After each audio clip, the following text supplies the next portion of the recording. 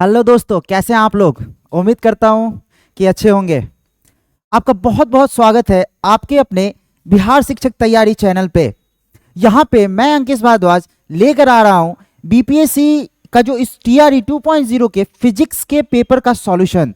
तो कहीं जाइएगा नहीं, इस वीडियो पे आप बने रहिए। हम लोग बारी बारी से बेसिकली देख रहे होंगे सारे क्वेश्चंस को, और चिंता करने की जरूरत नहीं है। जो भी क्वेश्चंस होगा हम सारे क्वेश्चंस को कॉन्सेप्ट वाइज देख रहे होंगे। जैसे जो क्वेश्चंस है उसके सारे कॉन्सेप्ट हम लोग बारी बारी से देख रहे होंगे। सो चिंता करने की जरूरत नहीं है। एक ही थ्योरी पे काम करना है यार।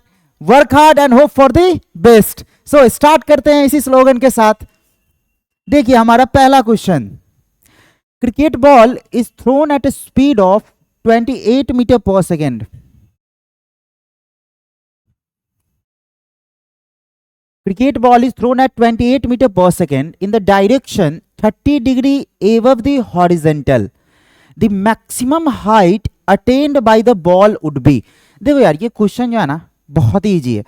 मैटर करता है कि देखो यार क्वेश्चन में क्या बोल रहा है कि 30 डिग्री पे फेंका गया। तो भाई बॉल को कैसे फेंकोगे 30 डिग्री ऐसे ना। तो जब आप ऐसे फेंकोगे तो क्या होगा, बेसिकली बॉल कैसे जाएगा ऐसे। तो यार क्लास 11th में तो पढ़ना था ना कि हम लोग देख रहे थे क्या कि जब हम किसी एंगल पे फेंकते हैं किसी बॉल को तो वो कैसा मोशन होता है, प्रोजेक्टाइल मोशन। तो देखो आप नॉर्मल सी बात, पहले हम देखते हैं डायग्राम के थ्रू कैसे हम बॉल को फेंक रहे हैं। ये हमारा बॉल हुआ और इसको हमने क्या किया 30 डिग्री पे फेंक दिया। तो बॉल कैसे जाएगा, बॉल इस तरीके से यहां तक आया, ठीक है। अब देखो जैसे ही बॉल ये आया 30 डिग्री, 30 डिग्री पे हमने फेंका ना इस बॉल को। अब देखो यहां पे कहता है कि मैक्सिमम हाइट। अब एक चीज नॉर्मली सोचो कि जब बॉल ऐसे जा रहा होगा तो ये बॉल मैक्सिमम हाइट कब अक्वायर किया होगा। ये जो डिस्टेंस है यहां से ये वाला जो डिस्टेंस है एच हाइट, क्या आपको नहीं लगता वही एच मैक्स है। बोल भाई, है ना। तो आप नॉर्मल ये कर सकते हो। आपको ये भी कहना है कि यार हम फॉर्मूला डिराइव कर दे, तो चिंता नहीं कीजिए, हम लोग ये भी लेके आ रहे हैं। सारे टॉपिक वाइज सारे डेरिवेशन वाइज फॉर्मूलाज आपको दे रहे होंगे, वहां पे आप कॉन्सेप्ट सीख रहे होंगे। अभी बस हम क्वेश्चंस देखते हैं कि हम लोग कैसे कर सकते हैं इस चीज को, है ना। तो आप देखो यहाँ पे एच मैक्स हमारा ये होगा। अगर ये बॉल जब यहाँ पे होगा तो इस ये जब बॉल फेंका गया इस डायरेक्शन में, इसका वेलोसिटी मान लो v ये है, तो इसके दो कंपोनेंट बनेंगे। एक कंपोनेंट होगा v cos थीटा और दूसरा कंपोनेंट ये वाला हो जाएगा, ये हो जाएगा v sin थीटा। बोलो यार, नहीं होगा। नॉर्मली सोचो कि v cos थीटा जब इस पॉइंट पे आया होगा तो क्या v sin theta maximum height पे जाने के बाद क्या हो गया होगा, जीरो यार। तो नॉर्मल सी बात है कि यहाँ पे जो v sin थीटा है ना, v sin थीटा जब आप मैक्सिमम हाइट पे जाते हो तो वो क्या हो जाता है, जीरो हो जाता है। नॉर्मल सा बात कि पीछे वाले क्वेश्चन में हम लोग देखे थे कि किसी बॉल को जब वो ऊपर फेंकोगे तो मैक्सिमम हाइट पे जाने के बाद उसका वेलोसिटी क्या हो जाता है, जीरो। तो यहाँ पे वेलोसिटी इसका जीरो हो जाएगा, ठीक है। लेकिन जो इसका इस पॉइंट ऑफ टाइम पे जो वेलोसिटी होगा वो इस डायरेक्शन में v cos थीटा होगा। और हमें तो बस इस डायरेक्शन से लेना देना ना, नीचे हॉरिजॉन्टल डायरेक्शन तो कोई लेना देना नहीं है, तो वर्टिकल डायरेक्शन से हमें लेना देना। तो चलो एक चीज देखते हैं, हम इसके लिए इक्वेशन ऑफ मोशन लगाते हैं। डाउनवर्ड डायरेक्शन में इस पर ग्रेविटेशनल फोर्स लग रहा होगा, हम जानते हैं। और हमें क्या निकालना है, एच मैक्स। तो एक फॉर्मूला होता है मेरे पास कि वी स्क्वायर बराबर यू स्क्वायर, है ना, माइनस 2gh। जब हम हॉरिजॉन्टल डायरेक्शन वर्टिकल डायरेक्शन में जब इक्वेशन ऑफ मोशन लगाते हैं तो यही होता है ना। तो हम यहां से देखते हैं क्या कि v तो मेरा जीरो होगा कब, जब अब देखो यहाँ पे इनिशियल वेलोसिटी, यहाँ पे ये देखो ये u स्क्वायर है ना, ये कितना हो जाएगा, तो u साइन थीटा। अब देखो यहां से ये जब हम भेज रहे होंगे ऊपर की तरफ, u नहीं आप v बोल दो इसे,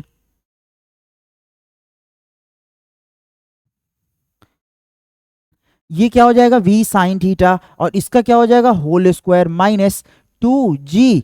अब देखो वेलोसिटी को तो हमने जीरो लिया यहाँ पे, तो ये क्या हो गया एच मैक्स ना, क्योंकि मैक्सिमम हाइट पे जो वेलोसिटी होता है वो क्या हो जाता है, जीरो हो जाता है।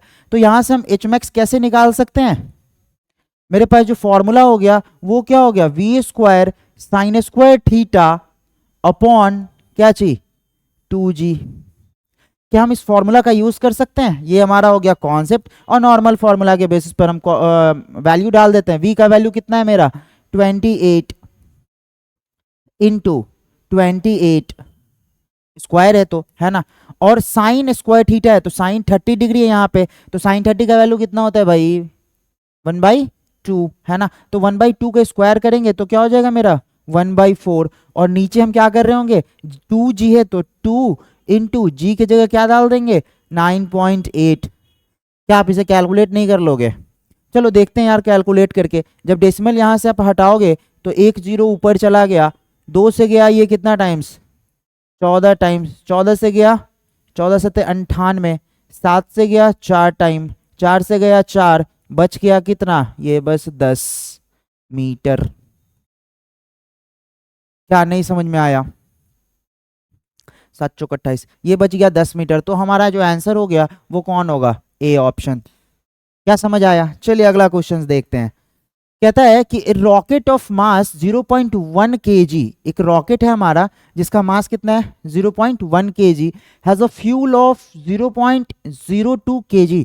उसमें जो फ्यूल रखा हुआ है वो कितना है 0.02 kg, है ना। कहता है कि which it Burns out in 3 second, कितने देर में वो जल गया 3 सेकेंड में। कितने देर में जला 3 सेकेंड में। कहता है it start from rest on the horizontal smooth track and attains a speed of 20 metre per second. मतलब कि कोई बॉडी है जो रेस्ट से स्टार्ट कर रहा है, रेस्ट से स्टार्ट करेगा इसका मतलब इनिशियल वेलोसिटी 0 हो गया, और वो क्या कितना अक्वायर किया वेलोसिटी इस पॉइंट ऑफ टाइम पे 28 मीटर पर सेकेंड, है ना। तो 28 मीटर पर सेकेंड जब ये अक्वायर करेगा तो आप नॉर्मली सोचो कि v मेरा क्या हो गया 28 मीटर पर सॉरी 20 मीटर पर सेकेंड, ये जो हो गया मेरा 20 मीटर पर सेकेंड, है ना। उसका कहता है after the fuel is burn out the thrust on the rocket due to the burning of the fuel would B.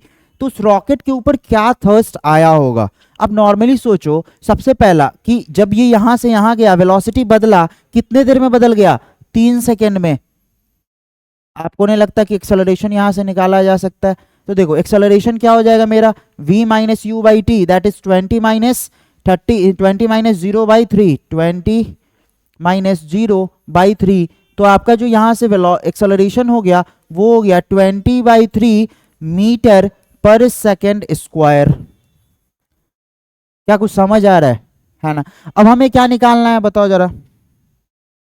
हमें तो यार निकालना है थर्स्ट ना, हमें क्या निकालना है ये थर्स्ट। तो थर्स्ट कितना हो जाएगा बताओ जरा?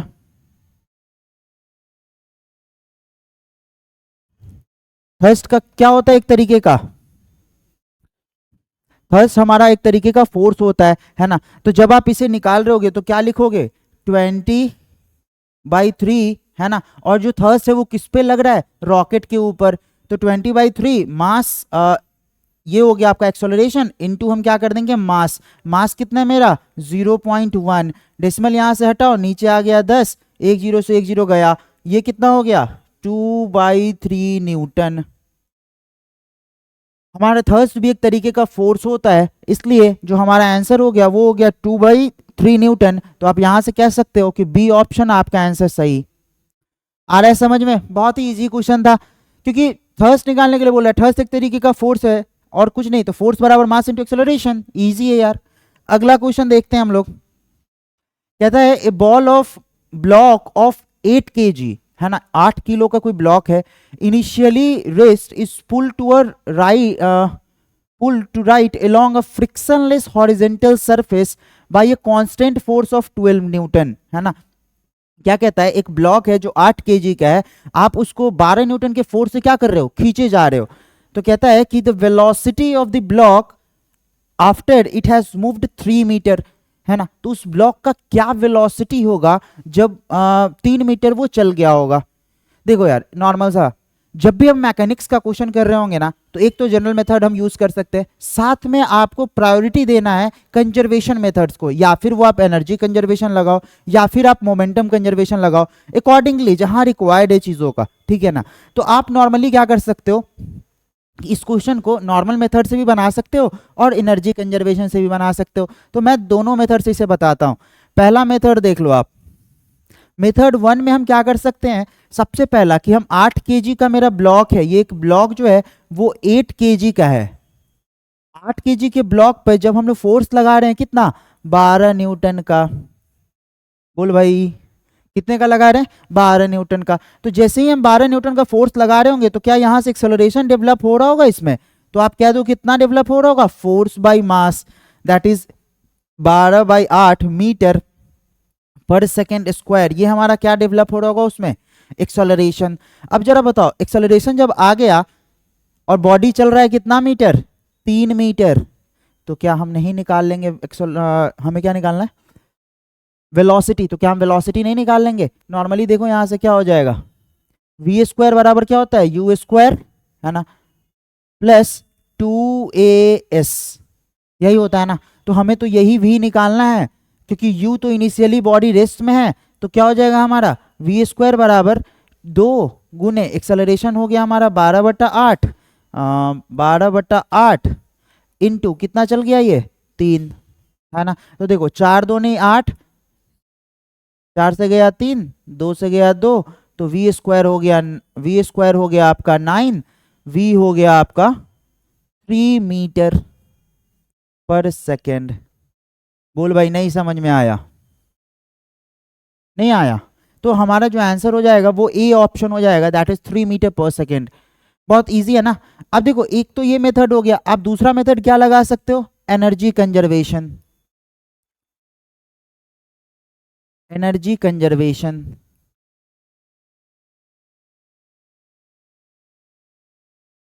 देखो एनर्जी कंजर्वेशन हम लोग कैसे यूज कर पाते हैं, नॉर्मली आप जानते हो कि जो भी वर्क डन होता है ना वो सारे बदल जाते हैं किसमें, काइनेटिक एनर्जी के अंदर।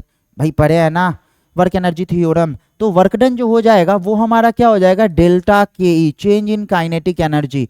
ठीक है, तो बताओ जरा कि अगर हम किसी बॉडी पे 3 न्यूटन का 12 न्यूटन का फोर्स लगा रहे, 3 मीटर चला जा गया आगे, चला गया आगे आई मीन, है ना, 12 न्यूटन का फोर्स लगाए, अगर 3 मीटर वो चला गया तो कितना वर्क हुआ यार, हम जानते हैं बहुत इजी है, फोर्स इंटू डिस्प्लेसमेंट करेंगे, 12 इंटू 3, ये क्या हो गया हमारा, बोलो यार 12 इंटू 3 किए तो मेरा वर्क निकल गया। और काइनेटिक एनर्जी में बदलाव कितना होगा, तो बताओ जरा, इनिशियली बॉडी रेस्ट पे है, तो जब आप हाफ एम यू स्क्वायर निकालोगे तो वो क्या हो जाएगा, 0, बिकॉज बॉडी इनिशियल वेलोसिटी क्या है, 0 है। तो हम क्या करेंगे, change in kinetic energy direct लिख देंगे 1/2 इंटू मास, मास कितना है मेरा 8 इंटू वी स्क्वायर। तो यहां से आप निकाल लो, V square is equal to 12 गुने 3 गुने 2/8, 4 दूनी 8, 4 तिये 12, 2 से गया 2, तो v square is equal to कितना हो गया 9। तो ये जो v है वो क्या हो गया, बोलो भाई 3 मीटर पर सेकेंड। v कितना हो गया, 3 मीटर पर सेकेंड, है ना। तो हम यहां से 2 मेथड्स देख लिए इस क्वेश्चंस के, क्या समझ में आया आपको। ज्यादातर जो भी मैकेनिक्स का क्वेश्चन हो ना, आप उसमें एनर्जी कंजर्वेशन यूज करने की कोशिश करो, और कुछ नहीं, एनर्जी कंजर्वेशन यूज करो खट से। अब देखना हमें बहुत सारा क्वेश्चन जो है ना आपका एनर्जी कंजर्वेशन का यूज करके मैं बना दूंगा, सारे क्वेश्चन, बहुत सारे क्वेश्चन मैकेनिक्स, सारे की बात तो नहीं कह सकता लेकिन बहुत सारे। आप देखो अगला क्वेश्चन देखते हैं, कहता है a pebble drop of a mass 1 gram falling from a cliff of height 1 kilometre, है ना।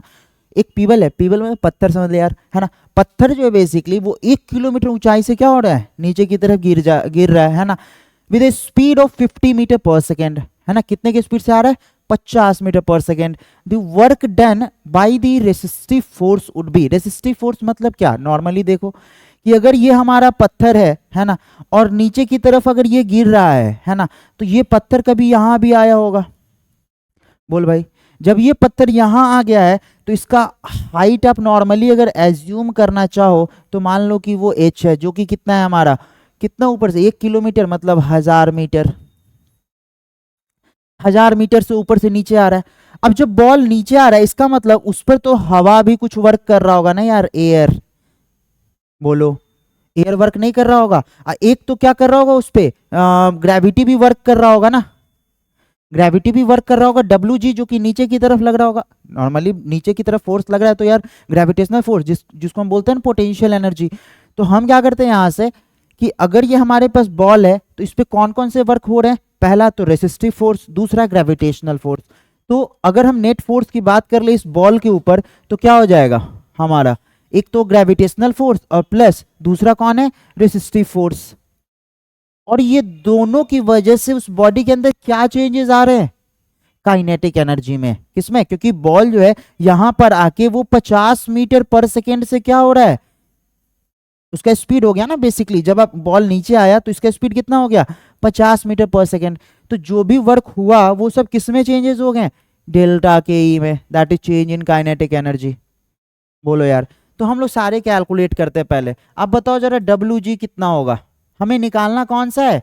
रेसिस्टिव फोर्स के द्वारा वर्क, ये वाला निकालना है। मतलब जो एयर है भाई, एयर ही तो रेसिस्टिव होगा, जब बॉल नीचे गिरेगा तो हवा ऊपर लगेगा ना, तो वही हमारा रेसिस्टिव फोर्स है। तो इसकी वजह से हमें क्या निकालना, बेसिकली ये कैलकुलेट करना है। तो डब्ल्यू जी पहले कैलकुलेट करो। क्या होता है ग्रेविटेशनल फोर्स के लिए जो वर्क होता है? एम जी एच, है ना। तो मास मेरा कितना है पीबल का? 0.1 ग्राम है। तो आप इसको केजी में बदल लो तो क्या हो जाएगा? 0.001 kg इंटू एम हो गया जी। जी तो मान लो यार 10 ही के ले लेते हैं, है ना। इंटू जो मेरा एच हो गया वो 1000, है ना। तो अब जरा देखो डब्ल्यू जी कितना हो जाएगा मेरा? वो 10 जूल हो गया। कितना हो गया? 10 जूल। अब हमें क्या कैलकुलेट करना है? अब डेल्टा के ही निकाल लेते हैं कि काइनेटिक एनर्जी में कितना बदलाव आया। जरा बताओ कि काइनेटिक एनर्जी बॉडी जब यहाँ पर रेस्ट से गिरा होगा तो इनिशियल काइनेटिक एनर्जी क्या हो गया होगा? अगर हम चेंज इन काइनेटिक एनर्जी की बात करें तो क्या होता है?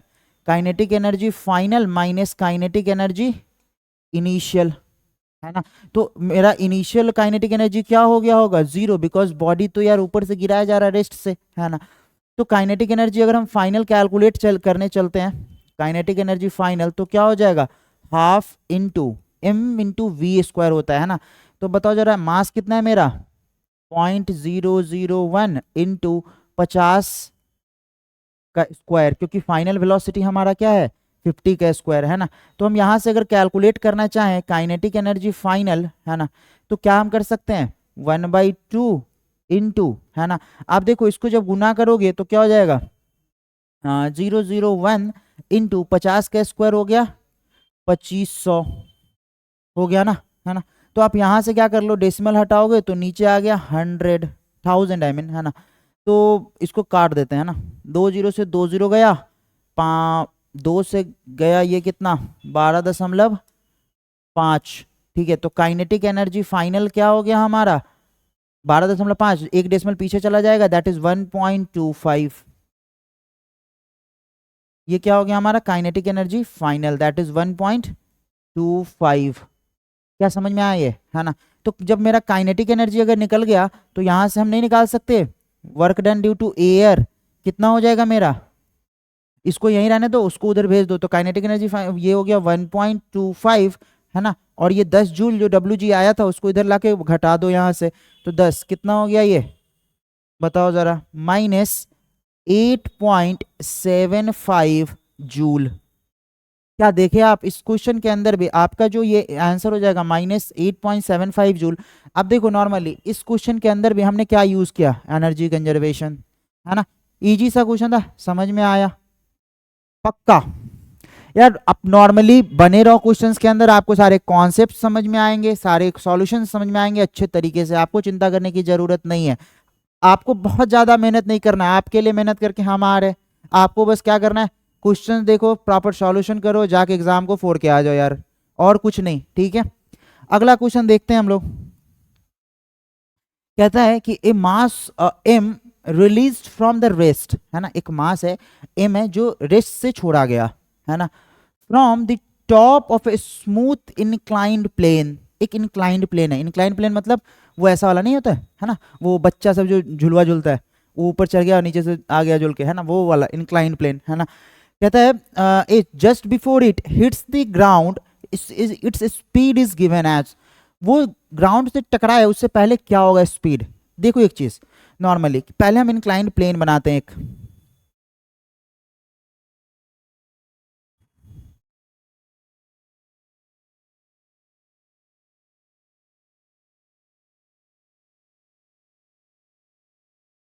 आप देखो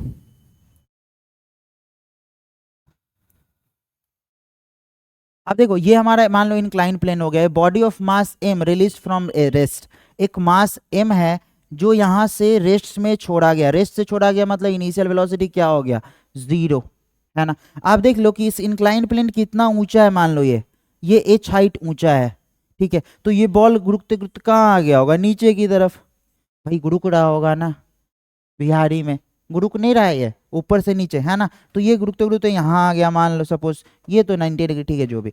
तो अब जरा सोचो कि इस बॉडी पर मास की जो ग्रेविटेशनल फोर्स लग रहा होगा वो किधर लग रहा होगा, इस इधर नीचे की तरफ, डाउनवर्ड, है ना।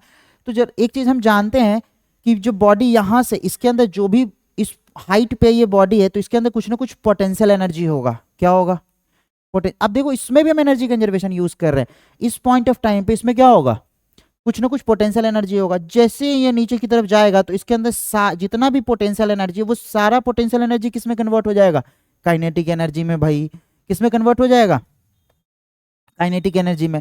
तो हम नहीं कह सकते, मतलब जो नेट एनर्जी होगा कंजर्व होगा, तो क्या हम इसमें भी एनर्जी कंजर्वेशन नहीं लगा सकते। देखो जरा, जब हम यहाँ पे एनर्जी की बात करते हैं तो यहाँ तो आप बताओ जरा कि काइनेटिक एनर्जी इस पॉइंट ऑफ टाइम पे कितना है हमारा, 0 है। पोटेंशियल एनर्जी कितना है, mgh, है ना। तो हम एनर्जी कंजर्वेशन यूज करते हैं कि mechanical energy initial is equal to mechanical energy final, क्योंकि किसी भी बॉडी का नेट एनर्जी हमेशा कंजर्व होता है। तो पोटेंशियल एनर्जी इनिशियल कितना है बॉडी का, mgh प्लस, है ना। इस पॉइंट ऑफ टाइम पे बॉडी का काइनेटिक एनर्जी कितना है, यहाँ पे काइनेटिक एनर्जी 0 है, बराबर, है ना। अब देखो जितना पोटेंशियल एनर्जी था सब काइनेटिक एनर्जी में बदल गया और बॉडी ऊपर से नीचे आ गया, बॉडी के अंदर हाइट ही नहीं है, तो क्या यहाँ पे पोटेंशियल एनर्जी आएगा बॉडी के अंदर, बिल्कुल नहीं, है ना। तो नॉर्मली वहाँ पे जो पोटेंशियल एनर्जी हो गया वो 0, है ना, प्लस काइनेटिक एनर्जी जो बॉडी के अंदर वहाँ आया वो हाफ। अब मान लो सपोज कि यहाँ वेलोसिटी बॉडी के अंदर v आ गया, तो क्या हो गया, हाफ mv², है ना। और हमें क्या निकालना है यहाँ पे, इट्स स्पीड इज गिवन है, उसका स्पीड ने कैलकुलेट करना है, दैट इज v कैलकुलेट करना है। तो देखो पहले तो m से m गया, 2 इधर आके गुना हो जाएगा तो क्या हो जाएगा, 2gh बराबर v², है ना। तो यहाँ से बताओ जरा v कितना हो जाएगा, √2gh। क्या समझ आया, नहीं आया। अब देखो इसमें कौन सा ऑप्शन है, यही ना, इसको आप लिख सकते हो ना, √2gh। तो आपका सही ऑप्शन बी आंसर हो जाएगा। क्या क्लियर है, ये नहीं समझ आ रहा है आपको यार, मैकेनिक्स का क्वेश्चन है ना, क्या दिमाग में, जैसे ही मैकेनिक्स का क्वेश्चन देखो क्या दिमाग में हिट करना चाहिए, एनर्जी कंजर्वेशन, दुनिया जाए बाहर में, है ना। आपको क्या करना है, बस एनर्जी कंजर्वेशन यूज करना है। अब देखो हम 3-4 क्वेश्चन यार एनर्जी कंजर्वेशन पे मैकेनिक्स का कर दिए, है ना। अगला क्वेश्चन देखते हैं, कहता है एक spring force is expressed as the difference between the initial and final value of the potential energy. एक चीज और देख लो आप यहाँ पे, जब हम एनर्जी कंजर्वेशन का यूज करते हैं ना, तो आप एक चीज देखो, जो ग्रेविटेशनल फोर्स होता है ना वो एक कंजर्वेटिव फोर्स होता है जिसका वर्क डन पाथ पे डिपेंड नहीं करता। आ रहा है समझ में। तो इसीलिए हम लोग हमेशा आपका एनर्जी कंजर्वेशन यूज कर पाते हैं ना। जब भी कंजर्वेटिव फोर्स का बात होता है तो इसका मतलब क्या कि वो फोर्स पाथ पे डिपेंड बिल्कुल नहीं करता। क्लियर है।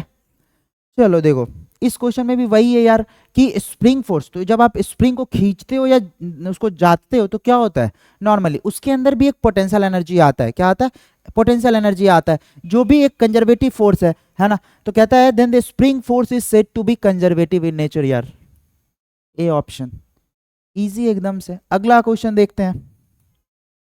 और conservative force due to spring force तो potential energy due to spring force तो जानते हो ना आप लोग, क्या होता है, हाफ kx², है ना। चलो देखते हैं अगला क्वेश्चन देखते हैं। The principle of conservation of mechanical energy states that in only conservation forces do work the mechanical energy is always conserved. भाई ओवरऑल एनर्जी कंजर्वेटिव फोर्स के थ्रू जो भी वर्क डन होता है उसके लिए ओवरऑल एनर्जी हमेशा क्या होता है, कंजर्व्ड होता है। क्या होता है, हमेशा कंजर्व्ड होता है। तो आपका ये क्या हो जाएगा, हमें यहाँ पे रिमेन्स कांस्टेंट। जो भी मैकेनिकल एनर्जी होता है वो हमेशा कांस्टेंट रहता है, वो काइनेटिक पोटेंशियल में बदलेगा, पोटेंशियल काइनेटिक में बदलेगा, लेकिन जो net energy that is overall mechanical energy वो हमेशा कांस्टेंट रहेगा। समझ आ रहा है, क्योंकि मैकेनिकल एनर्जी क्या होता है यार, काइनेटिक प्लस पोटेंशियल का सम होता है ना। तो काइनेटिक घटा तो पोटेंशियल बढ़ा, पोटेंशियल घटा तो काइनेटिक बढ़ा, ठीक है। लेकिन नेट एनर्जी जो ओवरऑल रहेगा वो हमेशा क्या रहेगा, कांस्टेंट रहेगा। तो आपका वो कांस्टेंट ऑप्शन क्लियर है ये। आप अगला क्वेश्चन देखो, यहाँ कहता है कि एक मास है m का is extended to a position xm, एक मास है जिसको आप खींच के xm तक लेके गए, है ना। Its maximum is at any point x, है ना। और उसका जो वेलोसिटी है वो मैक्सिमम कहाँ है, किसी पॉइंट x पे। कहता है x lies in between minus xm and xm, x कहाँ लाई कर रहा है, माइनस xm से xm के बीच में लाई कर रहा है। देन x वुड बी, देखो जब भी हम किसी बॉडी को एक्सटेंड करते हैं नॉर्मली एसएचएम जब तुम पढ़े होगे तो उसमें आप देखते हो क्या कि जो मैक्सिमम वेलोसिटी होता है वो मीन पोजीशन पे होता है ना।